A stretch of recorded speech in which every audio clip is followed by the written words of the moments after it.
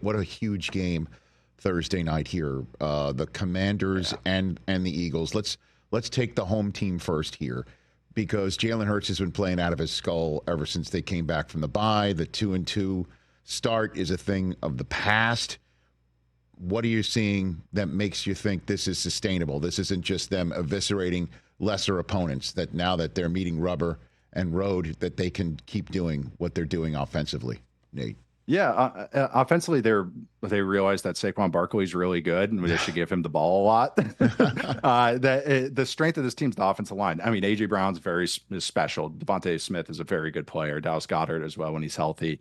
It's, hey, when things go rough, let's not run RPOs. Let's not run a read option play. Let's just get under center and pound the rock. Like that. This is why we paid Saquon Barkley. This is why we have Jeff Stoutland in this offensive line.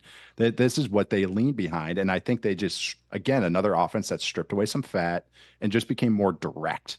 And that's what the Eagles can do because they have so much talent. They don't need as much window dressing as other teams. They can do this. And it's kind of nice to see them.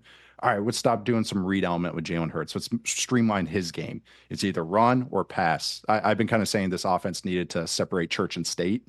No RPOs, no read elements, just run or pass. And now they're doing that because they can overwhelm so many defenses. And Commanders' defense isn't the greatest. They play hard, but they give up a lot of explosive plays. And the other side of the ball, I'm really excited about too. Commanders' offense, Eagles' defense should be a doozy as well. All right, so what do you see there? I mean, because Jaden Daniels, I mean, he's a pleasure to watch when you're just sitting on your couch and have the remote in your hand.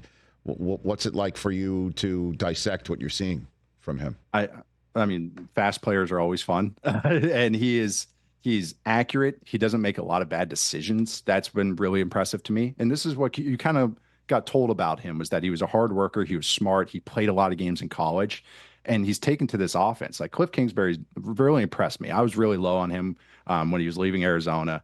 Now coming back and just kind of this offense that can get to so much out of up tempo, that can run the ball really well. This is actually the best in terms of success rate running the ball, not including quarterback runs. And then Daniels just doesn't make a lot of mistakes. They're hyper efficient. They block really well. The offensive line's done a really nice job, and the receivers will do a lot of dirty work too. So it's just a very efficient offense that, just when you think you can creep up on them, there's Jane Daniels running on third and long or launching a double move to Terry McLaurin. So I've been impressed with them. The Eagles defense, though, I've been super impressed with. Vic Fangio is a good coach. Who knew? But they got some really good young players. Cooper DeJean, Quinion Mitchell in the defensive back room are both defensive rookie of the year candidates. Milton Williams has really stepped up in more of an extended role this year. I really like him. And then Zach Bond has just been a revelation. Go Badgers, another Wisconsin guy. But he's been a revelation in this defense. So the Eagles defense is really a top 5 defense. This is like a top 5 offense, top 5 defense type of matchup that we get to watch on Thursday night. So I'm pretty stoked about it. Oh, Nate, this has been a lot of fun. I guess 2 more things.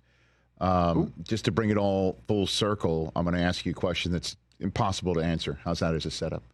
But you mentioned Cliff Kingsbury.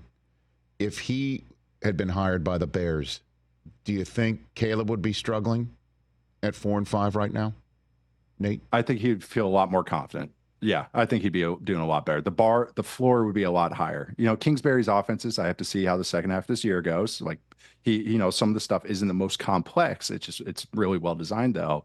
So I think the floor is so much higher than even I maybe gave it credit for this offense. And I think that would have helped at Caleb Williams to be able to just get a lot of quick hitters, a lot of easy buttons.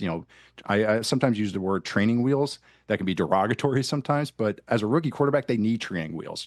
It's hard. It's hard to play quarterback, especially as a rookie. So I absolutely think that at least that floor would be a lot higher than whatever they are in any stat you look at, 28th in the Bears offense and everything they look at right now, because the Commanders players are playing a lot of their best ball of their career, and that usually speaks to the coaching. Catch the Rich Eisen Show every single day on the Roku Channel, 12 to 3 Eastern, for free.